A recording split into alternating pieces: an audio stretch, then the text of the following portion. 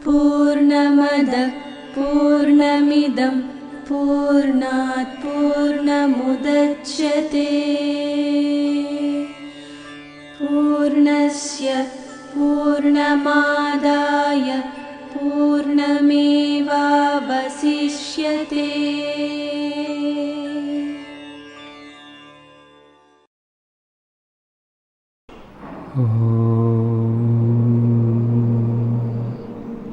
व्यासाय विष्णुरूपाय व्यासरूपाय विष्णवे नमो वै ब्रह्मनिधये वासिष्ठाय नमो नमः। नमो नमः नमो नमः। శ్రీమద్ భగవద్గీత జ్ఞాన విజ్ఞాన యోగం. మనం ఇప్పుడు వరకు 9 శ్లోకాలను మనం మాట్లాడుకోవటం జరిగింది. ఆ తండ్రి మత్త పరతరం నాన్యత్ కించిదస్తి ధనంజయ మై సర్వమిదం ప్రోతం సూత్రే మణిగణా ఇవ. నాకన్నా అన్యమైనటువంటిది ఏది కూడా లేదు.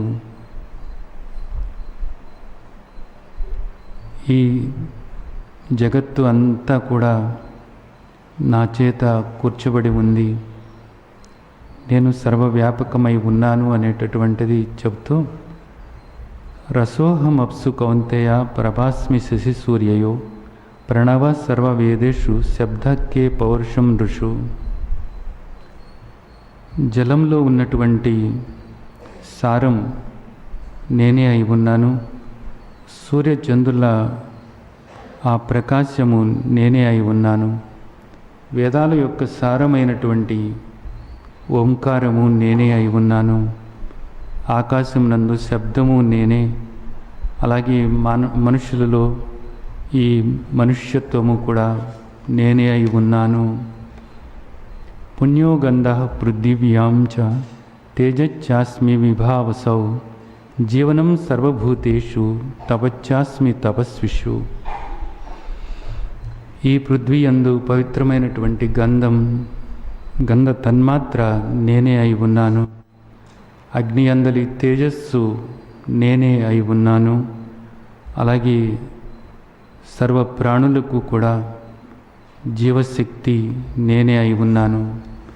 తపస్సు చేసుకునేటటువంటి వాళ్ళల్లో ఆ తపస్సు నేనే అయి ఉన్నాను అనేటటువంటిది ఆ తండ్రి మనకు చెప్పారు. ఈరోజు తర్వాత శ్లోకం చూసినట్లయితే 10వ శ్లోకం. బీజం మాం సర్వభూతానాం విద్ధి పార్థ సనాతనం బుద్ధిర్బుద్ధిమతామస్మి తేజస్వినామహం. బీజం మాం సర్వభూతానాం విద్ధి పార్థ సనాతనం. ఈ గడిచినటువంటి శ్లోకాలలో మనకు పంచభూతాలు అన్నీ కూడా ఆయన స్వరూపమే అనేటటువంటిది స్పష్టంగా చెప్పడం జరిగింది. అలాగే జీవశక్తి కూడా ఆయన స్వరూపమే అనేటటువంటిది కూడా ఆయన చెప్పటం జరిగింది. ఇప్పుడు ఏమంటున్నారంటే బీజం మాం సర్వభూతానాం విద్ధి పార్థ సనాతనం అంటున్నారు. అంటే సర్వజీవులకు కూడా కారణం నేనే అయి ఉన్నాను అంటున్నారు. ఇక్కడ సర్వజీవులకు కూడా కారణము నేనే అయి ఉన్నాను అన్నది. ఇక్కడ కారణం అన్నప్పుడు మనం 2 రకాలైనటువంటి కారణాలు ఉన్నాయి.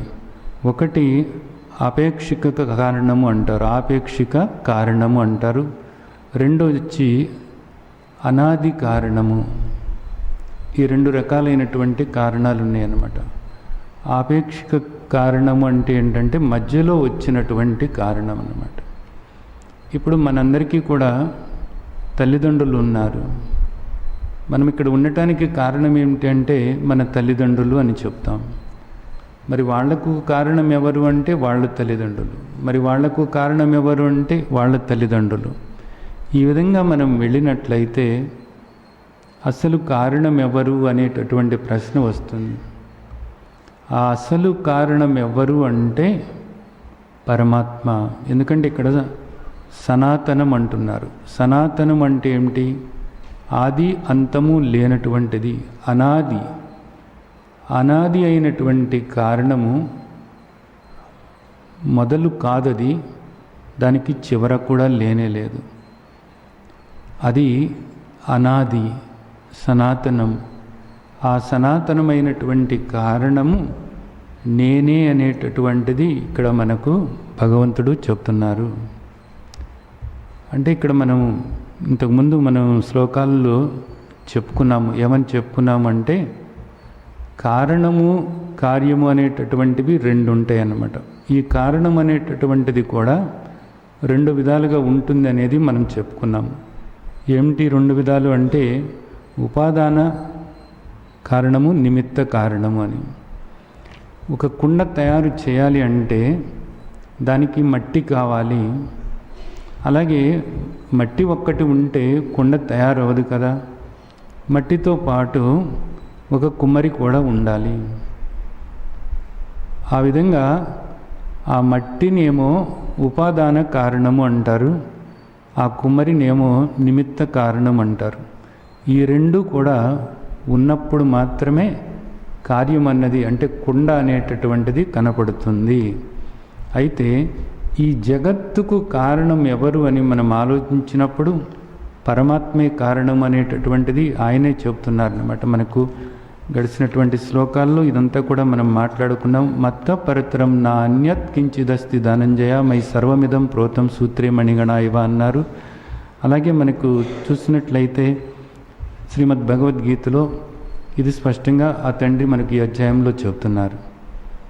అయితే మరి ఆయనే కారణమైనప్పుడు ఆయన నిమిత్త కారణమా లేకపోతే ఉపాధి కారణమా అని చూస్తే రెండు కూడా ఆయనే అన్నది మనం అర్థం చేసుకున్నాం.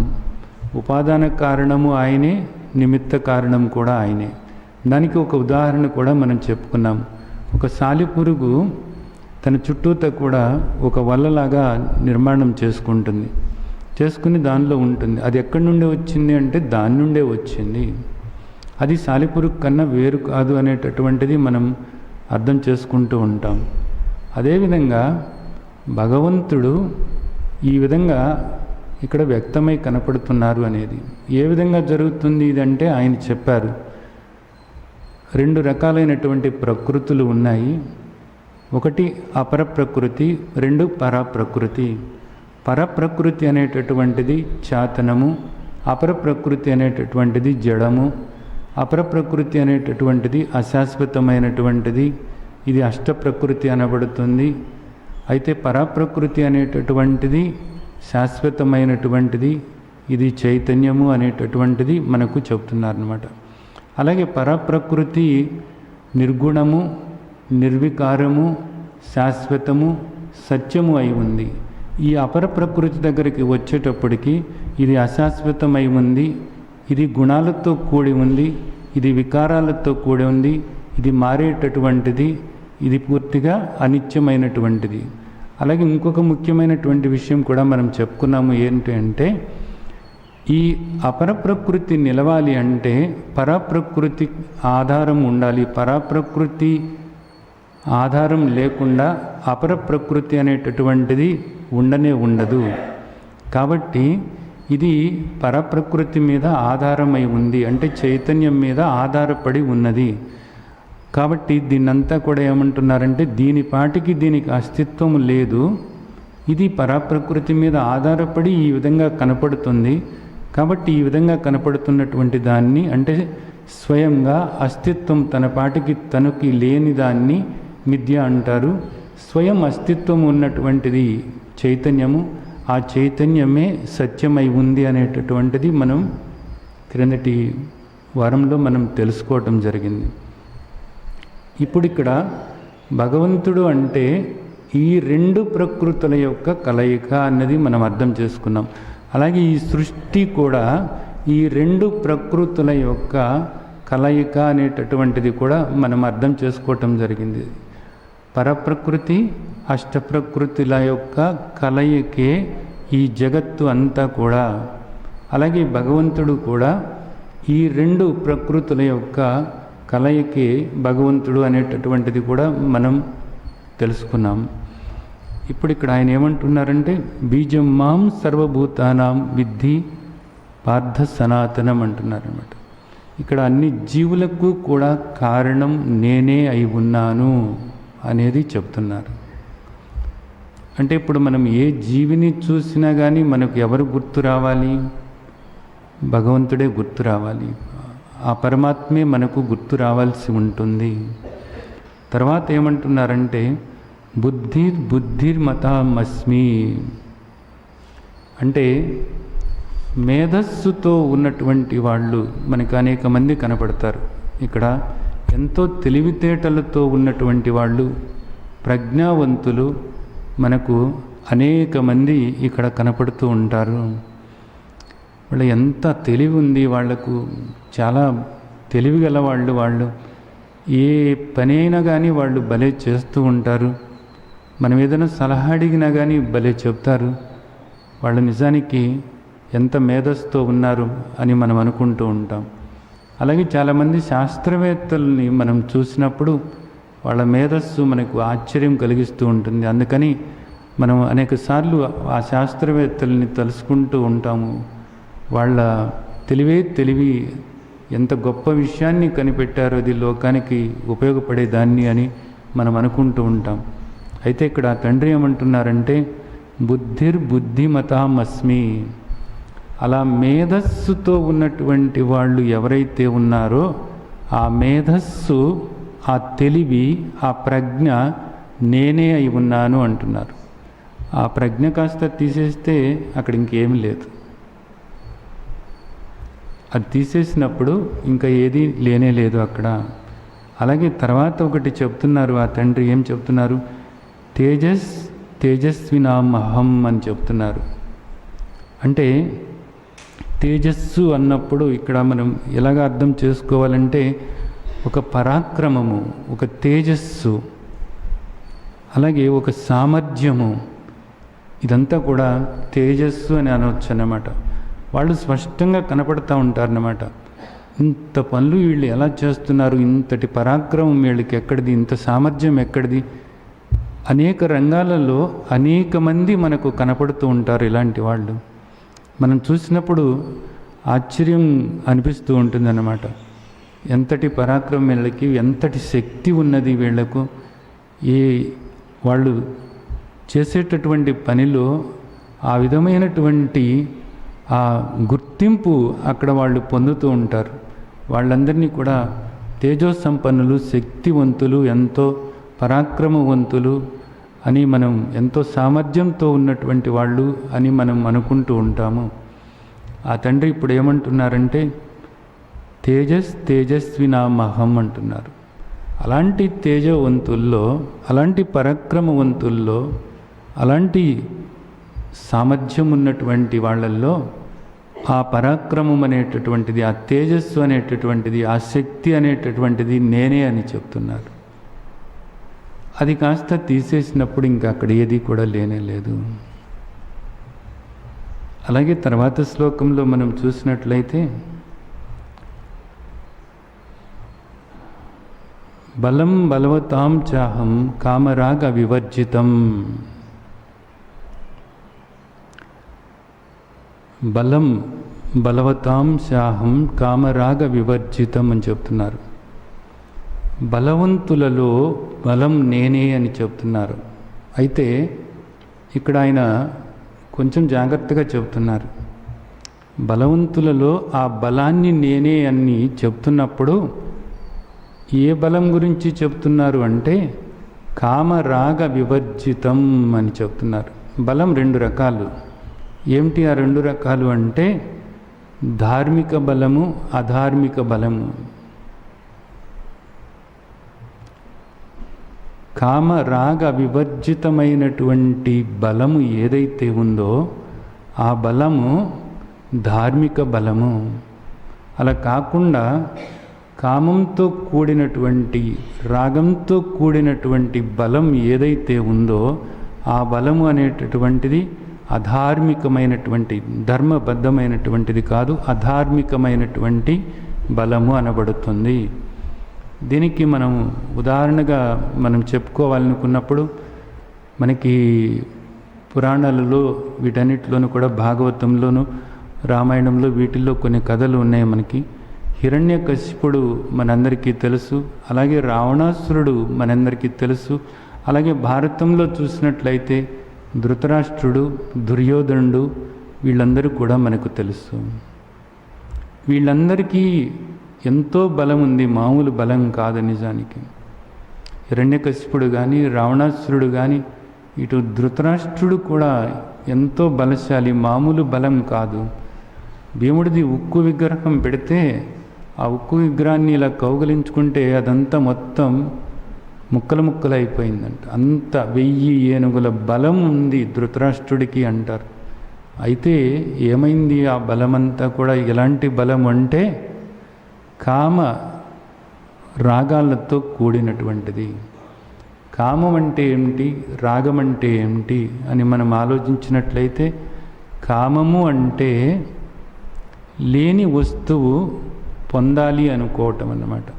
అది ఒక వస్తువు కావచ్చు, ఒక పదవి కావచ్చు, సంపద కావచ్చు, ఆభరణం కావచ్చు, లేదా మనం వేసుకునేటటువంటి దుస్తులు కావచ్చు.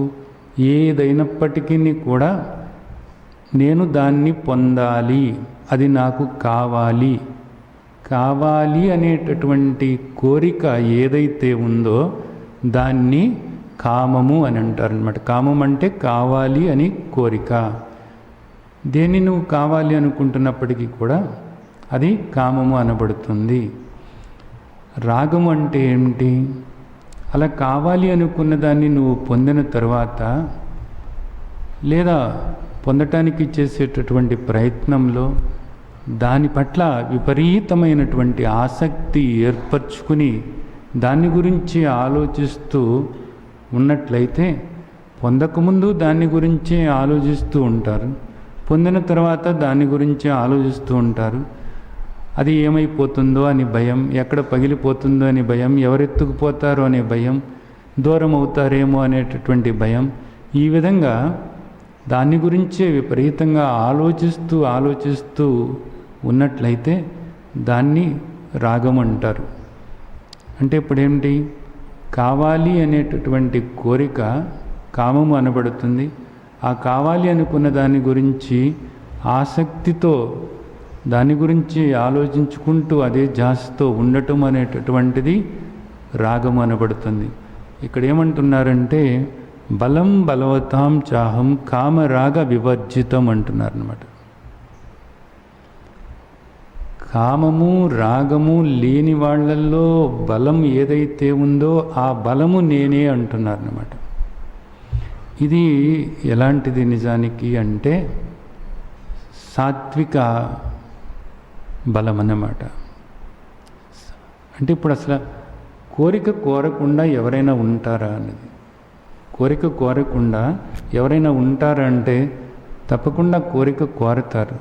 కాకపోతే ఆ కోరిక అనేటటువంటిది నీకు దుఃఖాన్ని కలిగించకూడదు. ఒకటి, అది స్వార్థంతో కూడి ఉండకూడదు.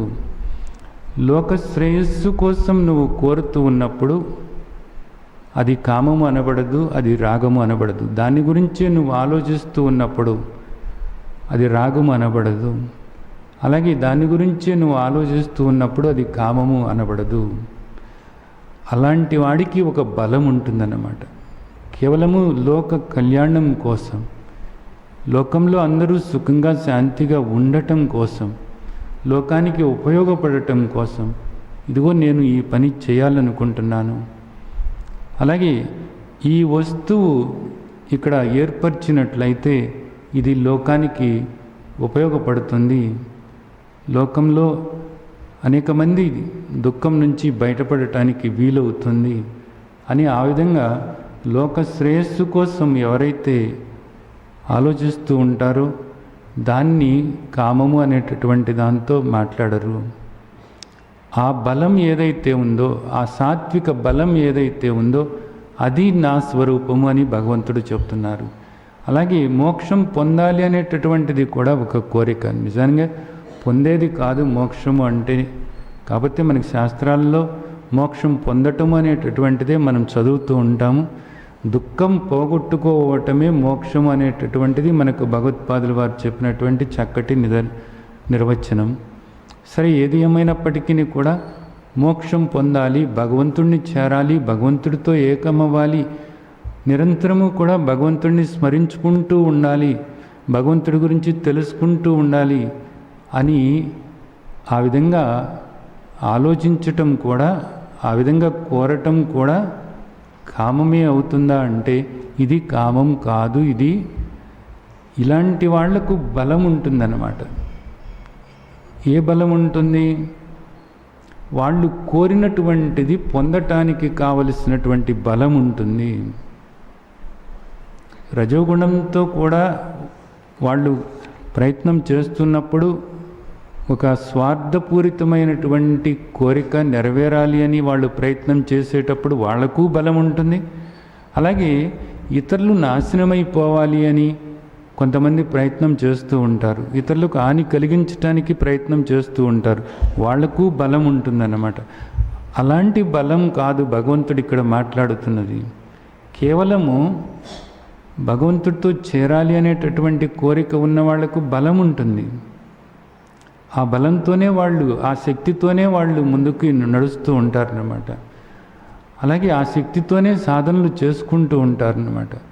ఆ బలం, ఆ శక్తి ఏదైతే ఉందో అది నా స్వరూపమే అనేటటువంటిది ఆ తండ్రి ఇక్కడ చెప్తున్నారన్నమాట. ఇక్కడ మరి ఆంజనేయ స్వామికి బలం ఉంది. ఆంజనేయ స్వామి బలం ఎలాంటి బలము? కామరాగ వివర్జితం అన్నమాట. అక్కడ కోరిక ఏం లేదు, ఆయనకి ఏ కోరిక లేదు, రాగము లేదు, కానీ నిరంతరము కూడా రామజపమే తన శ్వాసగా చేసుకున్నాడు అనేటటువంటిది మనం చెప్పుకుంటూ ఉంటాం. అలాగే ప్రహ్లాదుడికి బలం ఉంది, హిరణ్యకశిపుడికి బలం ఉంది, ప్రహ్లాదుడికి బలం ఉంది. ఈ కథలన్నీ కూడా మనకి ఎందుకంటే ఇవన్నీ తెలియటానికి కోసమే మనకు అందించారన్నమాట. ప్రహ్లాదుడి బలం ఏదైతే ఉందో ఆ బలము భగవంతుడి స్వరూపమట. హిరణ్యకశిపుడి బలం ఎలాంటిదంటే అది కామరాగ సంబంధమైనటువంటిది బలం అన్నమాట. ఆ బలం అనేటటువంటిది రజస్సుతోనూ తమస్సుతోనూ కూడినటువంటి బలం. ప్రహ్లాదుడి బలం ఎలాంటిదంటే సాత్విక బలం. ఈ బలం అనేటటువంటిది భగవంతుని స్వరూపము అనేది ఆయన చెబుతున్నారన్నమాట. తర్వాత ఏం చెప్తున్నారు ఆయన? ధర్మ విరుద్ధో భూతేషు కామోస్మి భరతర్షభ అంటున్నారు. పైన కామరాగ వివర్జితం అన్నారు కదా, మరి కోరికే ఉండకూడదా మాకు అని మనం అనుకున్నప్పుడు ఆయన తర్వాత ఎమ్మటే చెబుతున్నారన్నమాట. ధర్మ విరుద్ధో భూతేషు కామోస్మి. ధర్మానికి విరుద్ధం కానటువంటి కోరిక ఏదైతే ఉందో అది నా స్వరూపమే. నీ కోరిక ధర్మబద్ధం కానప్పుడు, నీ కోరిక ధర్మబద్ధము కానప్పుడు అది ఆయన స్వరూపం కాదు. నీ కోరిక ధర్మబద్ధమైనదే అయినట్లయితే ఆ కోరిక ఆయన స్వరూపమే అనేది ఇక్కడ మనకు చెప్తున్నారన్నమాట. ఇది నిజానికి ఇక్కడ మనం చూసినట్లయితే ఈ శ్లోకాలన్నిట్లోనూ కూడా మనకు కొన్ని విషయాలు, ముఖ్యమైనటువంటి విషయాలు ఇక్కడ అవగాహన చేసుకోవాల్సినవి ఉన్నాయి. ఇక్కడ చూడండి, వీటిల్లో మనకు ఆ తండ్రి ఏం చెప్తున్నారు? రసోహమప్సు కౌంతేయ ప్రభాస్మి శశిసూర్యయో ప్రణవ సర్వవేదేషు శబ్దకే పౌరుషం ఋషు పుణ్యోగంధ పృథివ్యాంచ తేజచ్చాస్మి విభావసు జీవనం సర్వభూతేషు తపచ్చాస్మి తపస్ బీజం మాం సర్వభూతానాం విద్ధి పార్థ సనాతనం బుద్ధిర్బుద్ధిమతాం అస్మి తేజస్ తేజస్వినామహం. బలం బలవతాం చాహం కామరాగ వివర్జితం ధర్మావిరుద్ధో భూతేషు కామోస్మి భరతర్షభ. ఇక్కడ మనం నేర్చుకోవాల్సింది ఒకటి ఉంది, ముఖ్యమైనటువంటి విషయం ఒకటి ఉంది. ఏమిటి ముఖ్యమైనటువంటి విషయము అంటే, ఇక్కడ అనేక సార్లు అనేక మంది ఏదైనా ఒక పని చేసినప్పుడు, ఆ పనిని నెరవేరినప్పుడు విర్రవీగుతూ ఉంటారు. నేను చేశాను, ఇది నా వల్లనే అయ్యింది అనేటటువంటి దాంతో అనేక మంది విర్రవీగుతూ ఉంటారన్నమాట. మామూలుగా కాదు, పొంగిపోతూ ఉంటారన్నమాట. ఒక విజయం సాధించినప్పుడు, వాళ్ళు అనుకున్న పని నెరవేరినప్పుడు, ఇలాంటి సందర్భాల్లో వాళ్ళు విర్రవీగుతూ ఎదురుగా ఉన్నటువంటి వాళ్ళను చాలా సులకన చేసి మాట్లాడుతూ ఉంటారు. అహంకారం పెరిగిపోతూ ఉంటుందన్నమాట. ఇలాంటి వాళ్ళలో అహంకారం పెరిగిపోతూ ఉంటుందన్నమాట. ఇప్పుడు ఇక్కడ ఈ శ్లోకాల్లో మనకి ఒక ముఖ్యమైన విషయం తెలుసుకోవటానికి మన తండ్రి అవకాశాన్ని ఇస్తున్నారు. ఇప్పుడు నాకు బలం ఉంది కదా, నేనే జయించాను, నేనే వీళ్ళందరినీ కూడా ఓడించాను అని ఒక వ్యక్తి విర్రవీగుతూ ఉన్నప్పుడు అక్కడ మనం అర్థం చేసుకోవాల్సింది ఏమిటంటే, ఆ బలం నిజానికి ఎవరిది? అది బలం భగవంతుడిది. ఇక్కడ చెబుతున్నారు ఆయన, అహమస్మి, అది నేనై ఉన్నాను అంటున్నారు. ఆ బలాన్ని తీసేస్తే వీడెందుకు పనికొస్తాడు? వీడు అలాగే వాడెంతో తెలివైన వాడు, నేనెంతో తెలివైనటువంటి వాడిని అని చెప్పేసి ఒక వ్యక్తి తన తెలివితేటల గురించి ఎంతగానో చెప్పుకుంటూ ఉంటాడు. అందరూ కూడా తనని గుర్తించాలి అని కోరుకుంటూ ఉంటాడు. ఆ తెలివితేటలతో ఎంతో గర్వంతో ప్రవర్తిస్తూ అహంకారానికి లోనై ప్రవర్తిస్తూ ఉంటాడన్నమాట. ఆ తెలివితేటలు అనేటటువంటివి ఎవరివి? నిజానికి ఎవరి స్వరూపం అని చెప్తున్నాడు ఆయన? అవి నా స్వరూపం అని చెప్తున్నాడు. ఆ తెలివితేటలు కాస్త తీసేసినట్లయితే వాడు ఎందుకు పనికొస్తాడు ఇక్కడ? నిజానికి చూడండి, ఈ విధంగా ఇక్కడ ఈ శ్లోకాలలో మొత్తం అంతా కూడా మనం స్పష్టంగా అర్థం చేసుకోవాల్సింది ఏంటంటే, ఈ అహంకారం అనేటటువంటిది పనికి రాదు ఎవరికైనా. అలాగే అనేక సార్లు ఎదుటి వాళ్ళు ఏదైనా సంపాదించుకున్నారు అంటే, ఎదుటి వాళ్ళు ఏదైనా సాధించారు అన్నప్పుడు ఇక్కడ అనేక మంది అసూయ పడుతూ ఉంటారు. అది చిన్న విషయం కావచ్చు, పెద్ద విషయం కావచ్చు, పోల్చుకుంటూ ఉంటారన్నమాట. పోల్చుకుంటూ ఉన్నప్పుడు ఏమవుతుందంటే అసూయ పెరిగిపోతూ ఉంటుంది. ఈర్ష్య అసూయలు గనక పెరిగితే దానంతటి భయంకరమైనటువంటి జబ్బు మరేది కూడా లేదు అంటారన్నమాట. ఈర్ష్య అసూయలు గనక నీకు పెరిగినట్లయితే ఇంకా నీవు ఎప్పుడూ కూడా ఇక్కడ సుఖంగా ఉండలేవు, నువ్వు మోక్షము పొందలేవు అనేది మనకు శాస్త్రం అంత స్పష్టంగా చెబుతున్నటువంటి విషయం అన్నమాట. ఇప్పుడు ఇక్కడ మనం భగవద్గీత సాధకులమైనప్పుడు మనం ఏ విధంగా చూడాలి? ఎవరైనా సరే ఏదైనా సాధించినప్పుడు భగవంతుడి యొక్క ఆ ఉనికి వాళ్ళల్లో ఉంది. వాళ్ళు ఆ విజయం సాధించటానికి నిజానికి ఆ విజయం భగవంతుడిది. ఆ తెలివితేటలు అన్నవి భగవంతుడివి, ఆ బలము అన్నది భగవంతుడిది అని మనం భగవంతుడిని గుర్తు చేసుకునేటటువంటి అవకాశం మనకి అక్కడ ఏర్పడుతుంది. దీనివల్ల ఏమవుతుందంటే మనం ఎప్పుడు కూడా ఈర్ష్య అసూయలు అనేటటువంటివి ఇక మన జోలికి రానే రావు, మన దరికి రానే రావు అన్నమాట.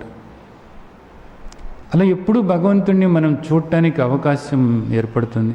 ఇక్కడ ఏది వైభవంగా ఉన్నా ఆ వైభవం ఏదో కాదు, భగవంతుని స్వరూపము. ఒకడెంతో శక్తివంతుడిగా ఉన్నప్పుడు ఇంత భగవంతుడు ఇలాగ వ్యక్తమవుతున్నాడు కదా, ఈ శక్తి రూపంలో వ్యక్తమవుతున్నాడు కదా. ఒకడు బలవంతుడిగా ఉన్నప్పుడు ఆ బలం రూపంలో వ్యక్తమవుతున్నాడు కదా. ఒకడు ఎవరో ధనవంతుడు ఉన్నప్పుడు ఎంతో కష్టపడి సంపాదించాడు, నిజానికి రకరకాలుగా సంపాదన పరుడయ్యాడు. ఆ భగవత్తత్వము, ఆ వైభవము అక్కడ వ్యక్తమవుతుంది కదా. ఇలాగా మనం ప్రతి దానిలోనూ కూడా భగవంతుణ్ణి గుర్తు చేసుకోవాలి అనేటటువంటిదే ఇక్కడ ఈ అధ్యాయంలో మనకు ఈ శ్లోకాల్లో మన తండ్రి చెప్తున్నటువంటి విషయం. దీనివల్ల మనకి ఎప్పుడు కూడా ఈర్ష్య, అసూయ, ద్వేషాలు అనేటటువంటివి రానే రావు. ఇంకో తర్వాత ముఖ్యమైన విషయం ఏంటంటే, ఆ తండ్రి ఏదైనా మన ముందుకి ఒక పని, మన ముందుకు ఒక కర్మ మన ముందుకు తీసుకొచ్చినప్పుడు ఆ తండ్రి దయ వల్ల మనం ఆ కర్మ సరైనటువంటి రీతిలో చేసినప్పుడు, ఆ పనిలో విజయం సాధించినప్పుడు సాధకులుగా మనం గుర్తుంచుకోవాలి. ఏది గుర్తుంచుకోవాలి ఎమ్మటే? ఈ విధంగా చేయటానికి కారణం ఆ తండ్రి. ఆ తండ్రి ఇచ్చినటువంటి తెలివితో ఈ పని ఇలాగా చేయగలిగాను. ఆ తండ్రి ఇచ్చినటువంటి శక్తితో ఇది ఈ విధంగా నేను చేయగలిగాను. నిజానికి ఆ తండ్రి ఆ శక్తి ఇవ్వకపోతే, ఈ తెలివి ఇవ్వకపోతే ఈ దేహం నిజానికి ఎందుకు పనికి వచ్చేటటువంటిది? ఇది అది కానే కాదు. మీరందరూ కూడా ఈ దేహాన్ని చూసి ఏదో గొప్పది అని మీరు అనుకుంటున్నారు. కానే కాదు. ఇది ఆ తండ్రి యొక్క అనుగ్రహము. ఆ తండ్రి ఈ విధంగా ఆ తెలివిని ప్రసాదించి ఈ పని చేయటానికి కారకులయ్యారు. ఈ తెలివి ఆయనది, ఈ శక్తి ఆయనది, ఈ తేజస్సు ఆయనది. నాది అంటూ ఏదీ లేదు. అంతా కూడా ఆ తండ్రికి చెందుతుంది అనేటటువంటిది గుర్తుంచుకోవాలి. భగవద్గీత సాధకులు, భగవద్గీత ఆచరణలో పెట్టాలి అనుకున్న వాళ్ళు ప్రతిసారి కూడా ఇది గుర్తుంచుకోవాలి. ప్రతి ఒక్కరూ కూడా గురువుతో సహా. గురువుకి ఇది చాలా ముఖ్యమైనటువంటి విషయం కూడా. అనేక సార్లు శిష్యులు మాట్లాడుతూ ఉంటారు, ఇదంతా కూడా మీ దయ, మీ అనుగ్రహం అనేటటువంటిది. గురువు ఎప్పుడూ కూడా చెప్పగలగాలి స్పష్టంగా, ఈ దేహానికి ఏ సంబంధము లేదు, ఇదంతా కూడా భగవంతుని యొక్క అనుగ్రహము. ఆ తండ్రి ఈ విధంగా పలికిస్తున్నారు. ఇది నిజానికి మీరు చూస్తున్నటువంటి ఒక స్పీకర్ లాంటిదే. దీని నుండి ఒక శబ్దము ఆయన మీకు అందిస్తున్నారు అంతే. అంతకు మించి దీనికి గొప్పతనం అంటూ ఏదీ లేదు. ఈ విధంగా మాట్లాడటానికి కావలసిన ప్రజ్ఞ ఆయన స్వరూపమే. ప్రజ్ఞానం బ్రహ్మ ఆయన స్వరూపమే అయి ఉన్నది.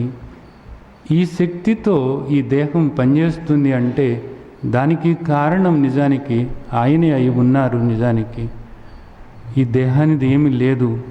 ఈ దేహాన్ని కాదు నువ్వు పట్టుకోవాల్సింది, ఈ దేహానికి ఈ ప్రజ్ఞను అందిస్తున్నటువంటి ఆ ప్రజ్ఞాస్వరూపుణ్ణి పట్టుకోవాలి. ఈ శక్తిని అందిస్తున్నటువంటి ఆ శక్తివంతుణ్ణి, చైతన్యవంతుణ్ణి, ఆ భగవంతుణ్ణి నీవు పట్టుకోవాలి అని గురువు చెప్పగలగాలి. గురువు పట్ల ప్రేమతో గురువుని ఊరేగిస్తాము అంటే గురువుని కాదు ఊరేగించాల్సింది, ఆది గురువు అయినటువంటి ఆ వ్యాసుల వారినే ఊరేగించాలి. ఆయనకు రుణపడి ఉన్నాము అందరము కూడా అనేటటువంటిది చెప్పగలగాలి. సాధకుల దగ్గర నుంచి గురువు వరకు కూడా ఇక్కడ ఈ శ్లోకాల్లో మన తండ్రి చెప్పిన దాన్ని వంట పట్టించుకుని తీరాలి. ఇది లేనప్పుడు ఏమవుతుంది? అహంకారం అనేటటువంటిది పెరుగుతుంది. ప్రతి క్షణము కూడా మనం అహంకారం పెరగకుండా ప్రయత్నం చేయాల్సి ఉంది. అహంకారం పెరగకుండా ప్రతి క్షణము కూడా మనం ప్రయత్నం చేయాలి. అలాగే ఈర్ష్య, అసూయలు కలగకుండా మనం ప్రతి క్షణము కూడా మనల్ని మనం కాపాడుకోవాలి. ఎంత వైభవంగా ఉన్నా అంతగా మన తండ్రిని మనం గుర్తు చేసుకుని ఆనందపడిపోతూ ఉండాలి. ఎవరిని చూసినా సరే, ఉన్నతంగా ఉన్న దేన్ని చూసినా, ఎవరిని చూసినా మనకు ఆనందం కలగాలి. మన తండ్రి మనకు గుర్తు రావాలి. అంతే. ప్రతి క్షణము కూడా అలా మనకు గుర్తు రావాలన్నమాట. ఇలా చేయటం వల్ల ఏమవుతుందంటే సాధకులకు ప్రతి ఒక్కరికి కూడా వినయం అనేటటువంటిది వస్తుంది. శ్రీమద్ భగవద్గీతలో మనకు శ్లోకం, విద్యా వినయ సంపన్నే బ్రాహ్మణే గవిహస్తిన. విద్య ఉంటే సరిపోదు, జ్ఞానం ఉంటే సరిపోదు, జ్ఞానంతో పాటు వినయము అనేటటువంటిది ఉండాలి. ఈ వినయము అనేటటువంటిది మనకి ఎలా వస్తుంది అంటే ఈ శ్లోకాల వల్ల వస్తుంది. అలాగే అసూయ అనేటటువంటిది ఈ మోక్ష మార్గానికి పూర్తిగా అవరోధాన్ని కలిగిస్తుంది. అసూయ లేకుండా ఉండాలి అంటే ఇదిగో ఈ శ్లోకాల్లో మన తండ్రి చెప్పింది ఏదైతే ఉందో దీన్ని ఆచరణలో పెట్టి తీరాలి. ప్రతి క్షణము కూడా ఆయన వైభవాన్ని చూసుకుంటూ, ఆయన తేజస్సుని చూసుకుంటూ, ఆయన శక్తిని చూసుకుంటూ, ప్రతి దానిలోనూ కూడా చూస్తున్న కొద్దీ మనకు కనపడుతూ ఉంటుందన్నమాట. అంతా కూడా పరమాత్మ స్వరూపమే కదా అంతా కూడా. అలాగే మన దగ్గరకు వచ్చేటప్పటికి నాదేముంది, ఆ తండ్రి అంతా ఇచ్చింది అంతా కూడా ఆ తండ్రే కదా. ఈ వాక్కుని ప్రసాదించింది ఆ తండ్రి. నిజానికి ఒక ఆలోచన అంతకుముందు లేని ఆలోచన ఎలా వస్తుంది? నిజానికి ఆ తండ్రి కదా ఆ ఆలోచన కలిగించినటువంటిది. ఒక ఆలోచన వచ్చిన తర్వాత దాని గురించి పరిపరి విధాలుగా మరలా ఆలోచిస్తూ దాన్ని ఇంకా వాగ్రూపంలోకి తీసుకొచ్చేటప్పటికి సరైనటువంటి రీతిలోకి తీసుకురావటానికి కారణం నిజానికి ఆ తండ్రే కదా.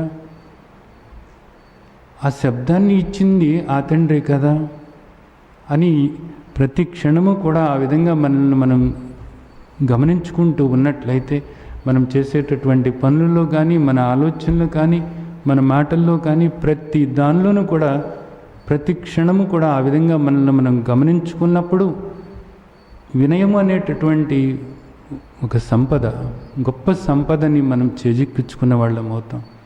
సాధనకు ఇది ఎంతగానో అవసరం. ఈ రెండు విషయాలు బాగా గుర్తుంచుకోవాలి. ఇక్కడ వినయం అన్నది పెంచుకోవటానికి ఉపయోగపడతాయి. అలాగే అహంకారం అనేది లేకుండా, ఈర్ష్య, అసూయ, ద్వేషాలు లేకుండా ఉండటానికి కూడా ఈ విధమైనటువంటి మననం నిరంతరము సాగుతూ ఉన్నట్లయితే ఇది మనకు ఎంతగానో ఉపయోగపడుతుంది అన్నది అర్థం చేసుకోవాల్సిన విషయం అన్నమాట. ఇక్కడ ఈ శ్లోకాలన్నింటిలోనూ కూడా ఆ తండ్రి చెబుతున్నారు. ఏమని చెబుతున్నారు? అహం అస్మి అని చెప్తున్నారు. నేను అలా ఉన్నాను అని చెప్తున్నారు అన్నమాట. చూడండి ఇక్కడ రసోహమప్సు కౌంతేయ ప్రభాస్మి శశిసూర్యయో ప్రణవ సర్వవేదేషు శబ్దకే పౌరుషం ఋషు. రసో అహం అప్సు కౌంతేయ ప్రభా అస్మి. అస్మి అంటే ఉన్నాను, అహం అంటే నేను అలాగా ఉన్నాను, నేను అది అయి ఉన్నాను అని చెప్తున్నారన్నమాట. ఇవన్నీ కూడా భగవంతుని యొక్క స్వరూపమే. ఇది బాగా లోపల మనం నాటుకుపోయేలాగా చేసుకోవాల్సినటువంటి ముఖ్యమైనటువంటి విషయం అన్నమాట. సరే, ఇక్కడ మనకు ఒక ఆలోచన రావచ్చు. ఇవన్నీ కూడా మంచి లక్షణాలు. కామరాగ వివర్జితం అన్నారు, బలం అన్నారు. ఇది ఆంజనేయ స్వామిలో బలము నేనే అన్నారు, అలాగే ప్రహ్లాదుడిలో బలము నేనే అన్నారు. కానీ కామంతో రాగంతో కూడినటువంటి బల సంపన్నులైనటువంటి వాళ్ళ బలము ఆయన కాదు అంటున్నారన్నమాట. అలాగే ధర్మానికి విరుద్ధం కానటువంటి కామము ఏదైతే ఉందో అది నా స్వరూపమే అంటున్నారు. మరి అధర్మంగా అనేక మంది కోరికలతో ఉంటారు కదా, మరి వాళ్ళ కోరికల దగ్గరకు వచ్చేటప్పటికి అది నేను కాదు అంటున్నారు అన్నమాట. ఇక్కడ మరి శ్లోకంలో చూస్తే మత్త పరతరం నా అన్యత్ కించిదస్తి ధనంజయ మై సర్వమిదం ప్రోతం సూత్రే మణిగణ ఇవ అన్నారు కదా. మరి ఇవన్నీ కూడా మీకు వేరుగా ఎక్కడి నుండి వచ్చినాయి అని మనం ప్రశ్న అడిగితే ఆయన ఇప్పుడు ఈ అధ్యాయంలో మనకి ఏం చెప్తారంటే కొంచెం అట్లా ఉండు అని చెప్తారు. కొంచెం అట్లా ఉండు, మత్త పరతరం నా అన్యత్ కించిదస్తి ధనంజయ మై సర్వమిదం ప్రోతం సూత్రే మణిగణ ఇవ అనేదే సరైనటువంటిది. కానీ నీకు ఇప్పుడు అవి కూడా నేనే అని చెప్పాను అనుకో, నీవు నన్ను ఆరాధించవు. భగవంతుడు ఎంత నేర్పరి చూడండి. నిజమే కదా. ఇప్పుడు మనం ఇవన్నీ కూడా భగవంతుడు అంటే భగవంతుడిని స్మరించుకోవటానికి మనకు ఒక అవకాశం కలుగుతుంది. ఆ వైభవంగా ఉన్నదంతా కూడా భగవంతుడు అంతా. ఇప్పుడు బాగా ఆటలాడేవాడిని చూస్తే కొంతమందికి ఈర్ష్య కలుగుతుంది, బాగా సంపాదించేవాడిని చూస్తే ఈర్ష్య కలుగుతుంది. ఇప్పుడు మనకి అలాంటిది ఏం లేదు. వాళ్ళని చూసినప్పుడు భగవంతుడు రా చక్కగా మాట్లాడుతూ ఉంటారు. కొంతమంది ఎంతో నేర్పరితనంగా మాట్లాడుతూ ఉంటారు, వాక్చాతుర్యం ఉంటుంది. వాళ్ళని చూసినప్పుడు భగవంతుడు రా, లోపల భగవంతుడు ఆ విధంగా వ్యక్తమవుతున్నాడు అన్నమాట అనిపిస్తుంది. అలా మనం భగవంతుణ్ణి చూడటానికి మనకి అవకాశం అన్నమాట ఇది.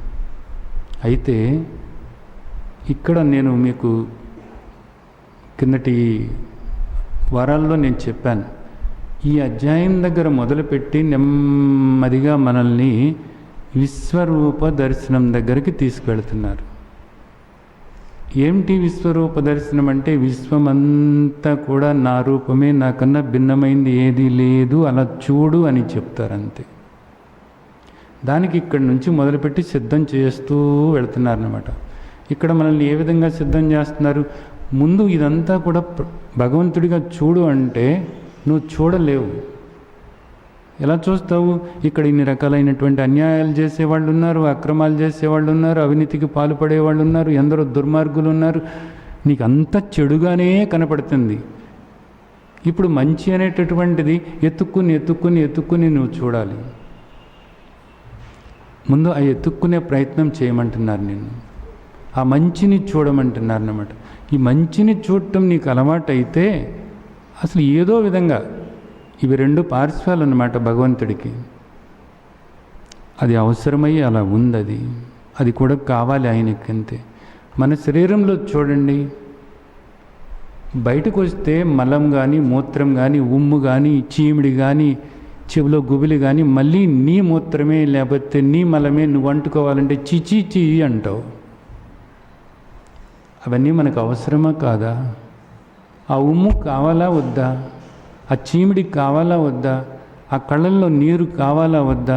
రక్తంలో చీము కావాలా వద్దా? ఇవన్నీ మనకు కావాలి, ఇవన్నీ మనకు కావాలి. మంచి కావాలి, దాంతోపాటే చెడు కావాలి. చెడు అని మనం అనుకుంటున్నాం కానీ అది చెడు కాదు, గుర్తుంచుకోండి. అది చెడు కాదు, అది కూడా కావాల్సిందే. ఆ తండ్రికి తెలుసు, అందుకనే రెంటినీ కూడా మనకు అందించారు. పగలే కాదు, రాత్రి కూడా కావాలి. అలాగే ఎప్పుడు చల్లదనమే కాదు, వేడి కూడా కావాలి.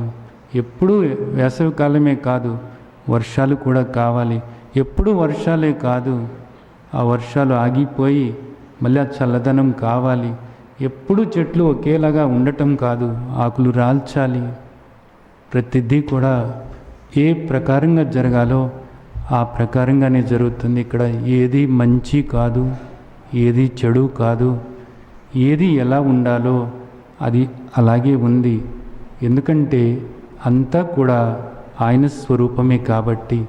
ఇది నెమ్మదిగా మనకి చెప్తూ విశ్వరూప దర్శనం దగ్గరికి మనల్ని తీసుకెళ్ళబోతున్నారు. అందుకని చెప్పేసి ఇక్కడ ఈ విధంగా చెబుతున్నారు. మీరు ఇంటికి వెళ్ళిన తర్వాత మళ్ళీ మీకు అనుమానం రావచ్చు, ఈ మంచి అన్నీ కూడా ఆయన స్వరూపం అంటున్నారు, మళ్ళీ ఇవన్నీ ఏమిటి అని. అందుకని నేను ఇది చెప్తున్నాను ఇప్పుడు. అయితే ముందు వాటి జోలికి వెళ్ళవద్దు. నెమ్మదిగా తర్వాత మనల్ని అలా తయారు చేసుకుంటూ తీసుకెళ్తారు. ఇది వ్యాస భగవానుల వారి ప్రణాళిక, అద్భుతమైనటువంటి ప్రణాళిక కదా. ఆయన నెమ్మదిగా ఇక్కడి నుంచి తీసుకెళ్తున్నారు. ఇప్పుడు మనం చేయాల్సింది ఏంటంటే, మంచిని చూస్తూ అంతా ఆయన స్వరూపమే కదా, ఆ పక్కదాన్ని వదిలేసేయండి. అట్లా ప్రతి దానిలోనూ ఎతకటానికి ప్రయత్నించండి. అప్పుడు ప్రతి దానిలోనూ కూడా మీరు భగవంతుడిని గుర్తు చేసుకోవటానికి వీలవుతుంది. ప్రతి దానిలోనూ కూడా ఉన్నారు. అహమస్మి అంటున్నారు. ఇక్కడ ఇంకొక రహస్యం ఏంటంటే, అహమస్మి అస్మి అంటే ఉన్నాను, నేను ఉన్నాను అంటున్నారు. ఈ ఉండటం అన్నది ఏదైతే ఉందో అన్నిట్లోనూ కూడా ఉన్నాను అనేటటువంటిది ఏదైతే ఉందో, రాయి ఉంది, పుస్తకం ఉంది, కుర్చీ ఉంది, టేబుల్ ఉంది, లైట్ ఉంది, నువ్వు ఉన్నావు, అతను ఉన్నాడు, ఈ ఉండటము అనేటటువంటిది ఏదైతే ఉందో, ఈ ఉండటము అనేటటువంటి పదం ఆయనదే. ఏమిటి ఉండటం అంటే? సత్. ఉన్నట్లుగా తెలవటం ఏదైతే ఉందో అది చిత్తు చైతన్యము. భగవంతుడు ఏ విధంగా ఉన్నాడు అంటే సచ్చిద్రూపుడై ఉన్నాడు. ఉండటము తెలవటము, ఉన్నట్లు తెలవటము, ఉన్నట్లు తెలవటము. భగవంతుడు కేవలము సచ్చిద్రూపమై ఉన్నాడు అనేటటువంటిది మనం నెమ్మదిగా తెలుసుకోవాల్సి ఉందన్నమాట. ఇప్పుడు బయట కనపడుతున్నటువంటి దాన్ని ఈ విధంగా మనం అవగాహన చేసుకుని, ఈ దృష్టి ఏర్పరచుకుని నిరంతరము కూడా ఆయన్ని స్మరిస్తూ ఉన్నట్లయితే ఆ యథార్థమైనటువంటి తత్వాన్ని మనం తెలుసుకోవటానికి వీలవుతుంది. సరే, తర్వాత శ్లోకం చూసినట్లయితే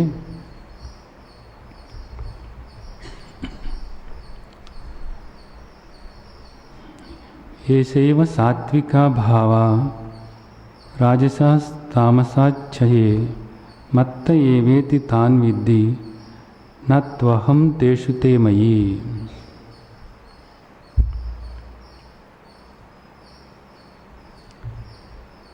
భావాలు అంటే ఆలోచనలు. ఈ ఆలోచనలు అనేటటువంటివి ఇప్పుడు మనసు దగ్గరకు వస్తున్నారన్నమాట. మనసు దగ్గరకు వచ్చి ఏం చెప్తున్నారు ఆయన అంటే, సాత్విక, రజసిక, తమసిక ఈ భావాలు, ఆలోచనలు ఏవైతే ఉన్నాయో ఇవన్నీ కూడా నా నుండే వస్తున్నాయి. మత్త ఏవేతి తాన్ విద్ధి నత్వహం తేషు తే మయి.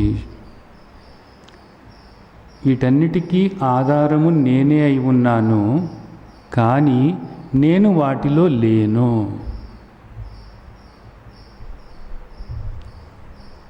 ఇప్పుడు మనం ఆలోచించినట్లయితే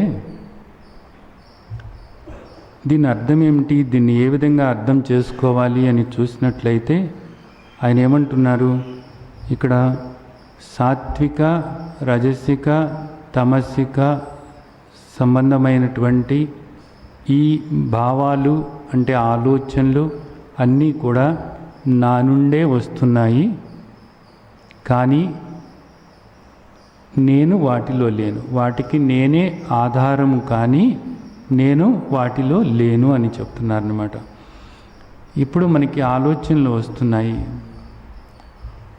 ఈ ఆలోచనలు వస్తున్నప్పుడు ఇక్కడ ఈ మనస్సు అంటాం మనం దీన్ని. ఈ మనస్సు రెండుగా ఉంది ఇక్కడ. ఇప్పుడే మీరు ఇక్కడ అర్థం చేసుకోవచ్చు కూడాను. మనస్సు రెండు విధాలుగా ఉంది ఇక్కడ. ఏమిటి ఆ రెండు విధాలుగా అని మనం చూసినట్లయితే, ఇప్పుడు నేను మాట్లాడుతున్నాను. నేను ఇప్పుడు మాట్లాడుతున్నప్పుడు ఒక్కొక్క మాట మాట్లాడుతున్నప్పుడు మీకు ఒక ఆలోచన వస్తూ ఉంటుందన్నమాట. నేను మాట్లాడేటటువంటి మాటలు మీరు వింటూ ఉంటారు. వింటున్నప్పుడు ఆ మాట మీలో ఒక ఆలోచన కలిగిస్తూ ఉంటుందన్నమాట. ఆ తర్వాత ఒక మాట ఇంకొక ఆలోచన కలిగిస్తూ ఉంటుందన్నమాట. ఆ తర్వాత మాట ఇంకొక ఆలోచన కలిగిస్తూ ఉంటుందన్నమాట. ఈ మాటలు మీలోకి వెళ్ళినప్పుడు ఒక ఆలోచన లోపల మీలో ఉద్భవిస్తూ ఉంటుందన్నమాట.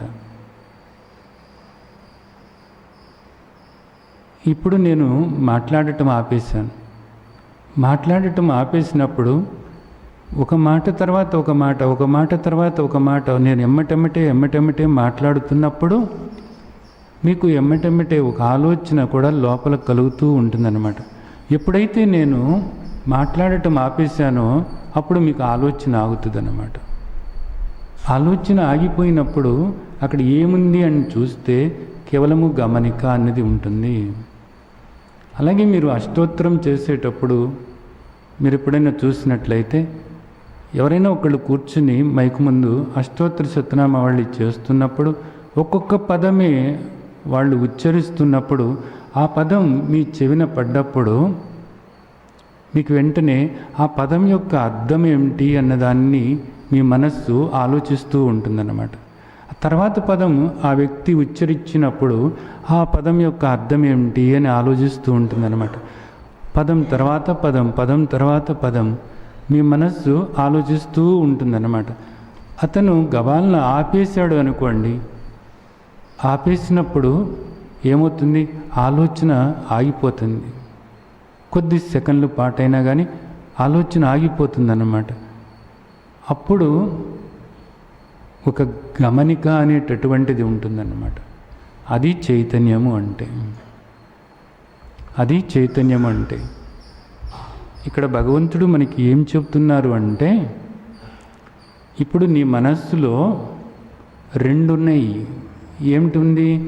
ఒకటి ఆలోచనలు చేసేటటువంటిది ఒకటి ఉంది, ఇంకొకటి ఏమిటంటే ఆ ఆలోచనలను గమనించేటటువంటి గమనిక ఉన్నది ఒకటి ఉంది. రెండు ఉన్నాయి. ఈ గమనిక అనేటటువంటిది, ఈ చైతన్యము అనేటటువంటిది ఎప్పుడు కూడా మారనే మారదు.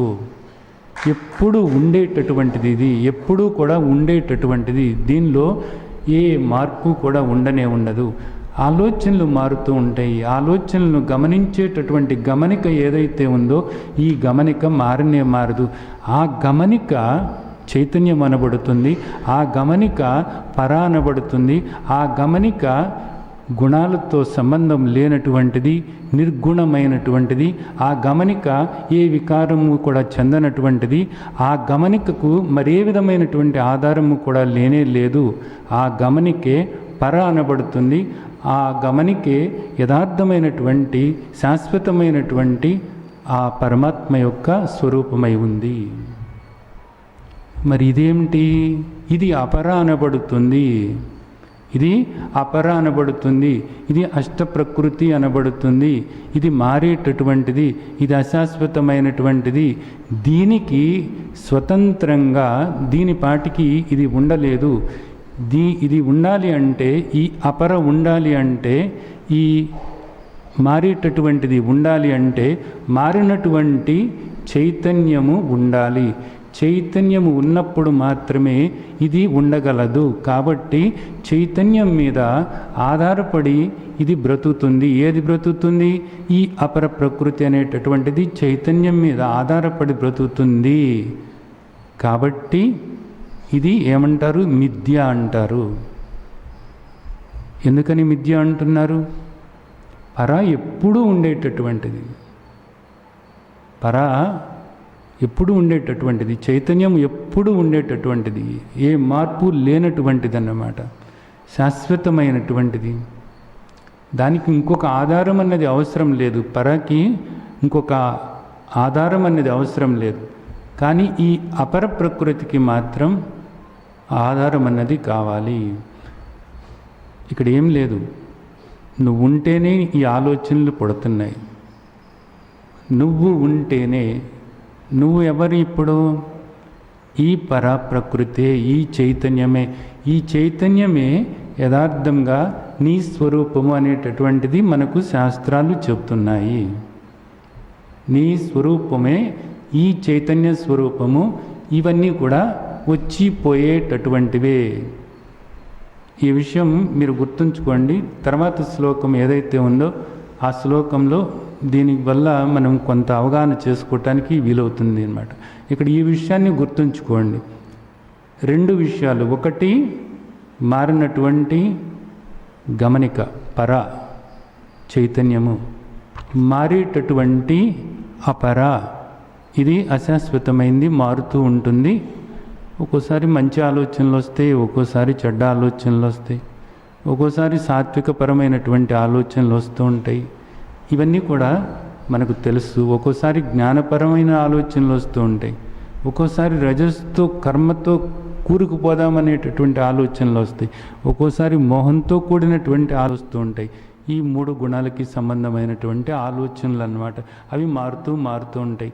కానీ అది సాత్విక ఆలోచన అయినప్పటికీ, రజసిక ఆలోచన అయినప్పటికీ, తమసిక ఆలోచన అయినప్పటికీ గమనించే నీవు మాత్రం వేరుగానే ఉన్నావు. అవి గుణాలు. ఆ గుణాలకు అతీతంగా ఏ మార్పు లేకుండా నీవు గమనించే నీవు శాశ్వతంగానే ఉన్నావు అనేటటువంటిది నువ్వు అర్థం చేసుకోవాల్సిన విషయం అన్నమాట. ఇక్కడ ఇది నిజానికి ఒక తర్వాత మత్త ఏవేతి తాన్ విద్ధి నాత్వాహం తేష్తే మయే. నేను వాటికి ఆధారంగా ఉన్నాను. అవన్నీ కూడా నా వల్ల వస్తున్నాయి, నా వల్ల ఉన్నాయి, నా వల్ల అవన్నీ ఉన్నాయి, కానీ వాటిలో నేను లేను అని చెప్తున్నారన్నమాట. ఇది మనం ఎలా తీసుకోవాలి అంటే, ఒక ఉదాహరణ మనం చూసినట్లయితే ఎప్పుడు ఉండేటటువంటిది పర. ఇప్పుడు ఇక్కడ ఈ చెయ్యి ఉంది చూడండి, ఈ చెయ్యి ఇది ఏంటి అని అంటే మీరేం చెప్తారు? ఇది చెయ్యి, ఇంకా వేళ్ళు, ఇంకా అరచెయ్యి, ఇంకా గీతలున్నాయి, ఇంకా ఎగుడు దిగుడుగా ఉన్నాయి, ఇవన్నీ చెప్తారు. ఇంతేనా అంటే ఇంతేనండి అంటారు. ఈ చెయ్యి కాకుండా ఇక్కడ ఒక ముఖ్యమైనటువంటిది మారినటువంటిది ఉంది. అది ఉండటం వల్లనే ఈ చెయ్యి మీకు కనపడుతుంది. ఏమిటది? వెలుగు. వెలుగు. ఈ వెలుగు ఉండటం వల్లనే మీరు ఈ చెయ్యిని చూడగలుగుతున్నారు. చెయ్యి కదులుతుంది, చెయ్యి మారుతుంది, కానీ వెలుగు మారటం లేదు. ఈ వెలుగు పర అనబడుతుంది. ఈ మారేటటువంటిది, కదిలేటటువంటిది, నాశనమయ్యేటటువంటిది ఇది అపర అనబడుతుంది. ఇది జడమైనటువంటిది. ఈ వెలుగు, ఇక్కడ పర అనబడేటటువంటి ఈ వెలుగు చైతన్యము. ఈ రెండు కూడా పరమాత్మ యొక్క రెండు ప్రకృతులు అనేటటువంటిది మనకు గడిచిన శ్లోకాల్లో ఆ తండ్రి చెప్పారు. ఇది అర్థం చేసుకోండి. రెండు ప్రకృతులు కూడా ఆయనవే. రెండు ప్రకృతులు ఉన్నాయి. ఒకటి శాశ్వతమైనటువంటి పర, అది మారదు. రెండవది మారేటటువంటిది. అలాగే ఈ మారేటటువంటి దానికి మారినటువంటిది ఆధారమై ఉంది. మారినటువంటిది లేనప్పుడు నిజానికి ఈ మారేటటువంటి దానికి అస్తిత్వమే లేనే లేదు. దీనికి ఒక ఉదాహరణ మనం తెలుసుకోవచ్చు.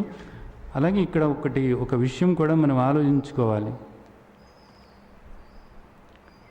ఇప్పుడు ఈ ఆలోచనలన్నీ కూడా నా నుండే వచ్చినాయి అన్నారు ఆయన.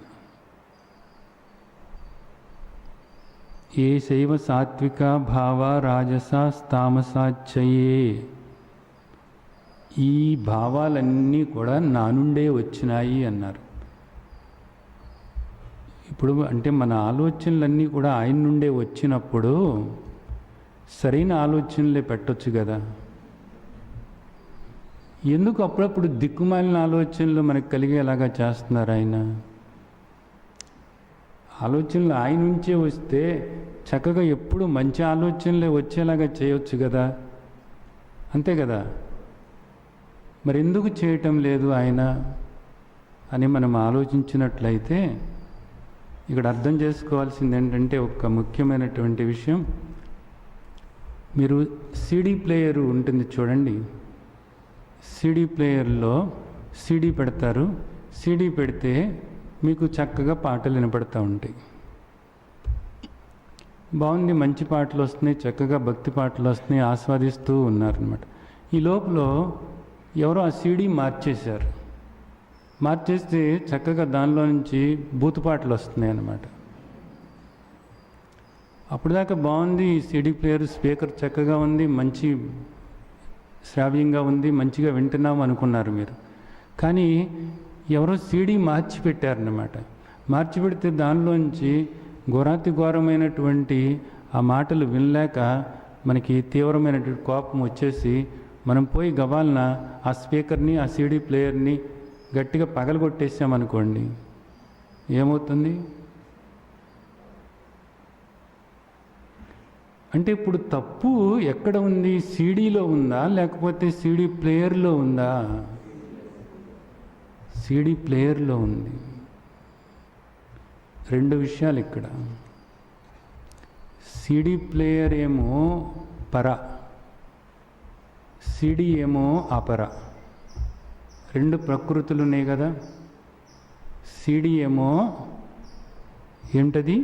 గుణాలతో కూడినటువంటిది. అందుకని ఏంటంటే సాత్విక సీడీ పెడితే అది మంచి భక్తి పాటలే వస్తాయి అన్నమాట. అది రజసిక సీడీ పెట్టామనుకో, దానిలో మనం అది పొందాలి ఇది పొందాలి అని చెప్పేసి అలాంటి పాటలు వస్తాయి. అలాగే తమసిక సీడీ పెట్టావనుకో, నువ్వు పెట్టినప్పుడు ఏమవుతుందంటే ఎదుటి వాళ్ళని ధ్వంసం చేయాలి, నాశనం చేయాలి, ఇలాంటి పాటలు వస్తూ ఉంటాయి అన్నమాట. ఏ సీడీని బట్టి ఆ పాట మనం వింటూ ఉంటాం. సీడీ ప్లేయర్ది ఏ తప్పు కూడా లేనే లేదు. కానీ సీడీ మనకి వినాలి అంటే ఏది ఆధారం అవుతుంది? సీడీ ప్లేయర్ ఆధారం అవుతుంది. సీడీ ప్లేయర్ లేనప్పుడు సీడీ మనం వినలేము. అర్థమవుతుందా? సీడీ ప్లేయర్ లేనప్పుడు వినలేము. ఇప్పుడు సీడీ ప్లేయరు సీడీకి ఆధారం అవుతుందా, లేకపోతే సీడీ ప్లేయర్కి ఆధారం అవుతుందా? ఏది దేనికి ఆధారమైంది? సీడీకి సీడీ ప్లేయరు ఆధారమైంది. సీడీ ప్లేయర్లో ఉంటుందా, లేకపోతే సీడీ ప్లేయర్ వెళ్ళి సీడీలో ఉంటుందా?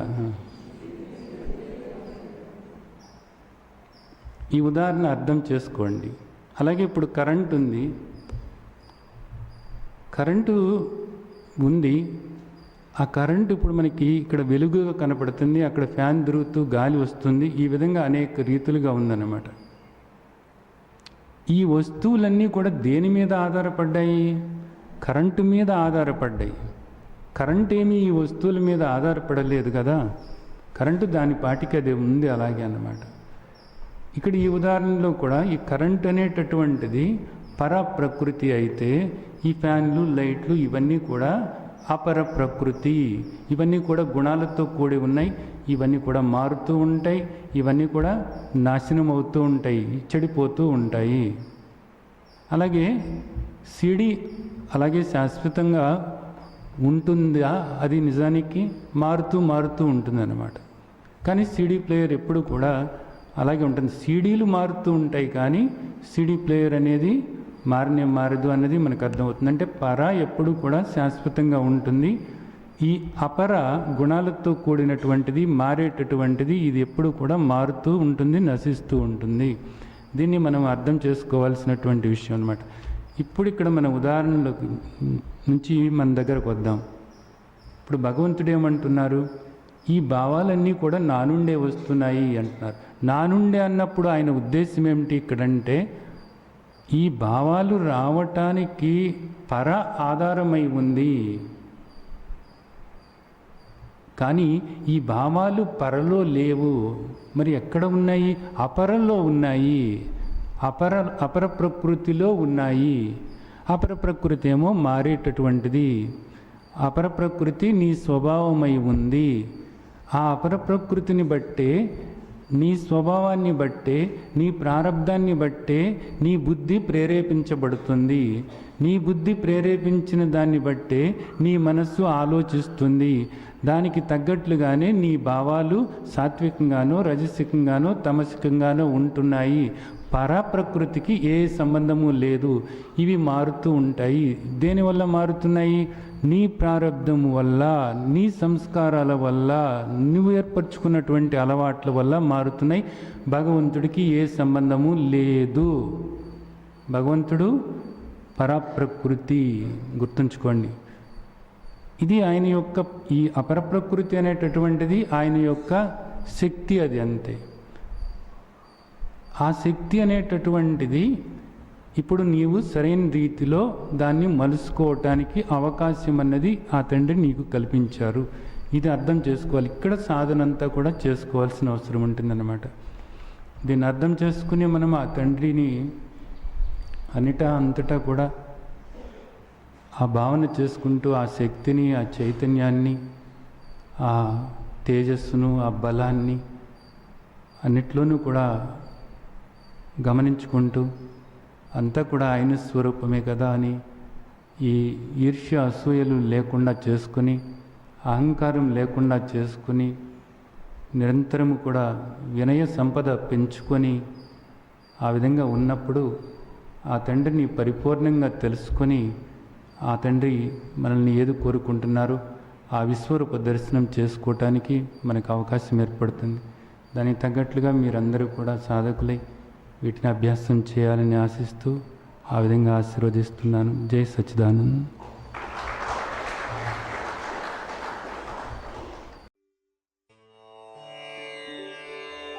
लोका समस्ता सुखिनो भवन्तु। लोका समस्ता सुखिनो भवन्तु। लोका समस्ता सुखिनो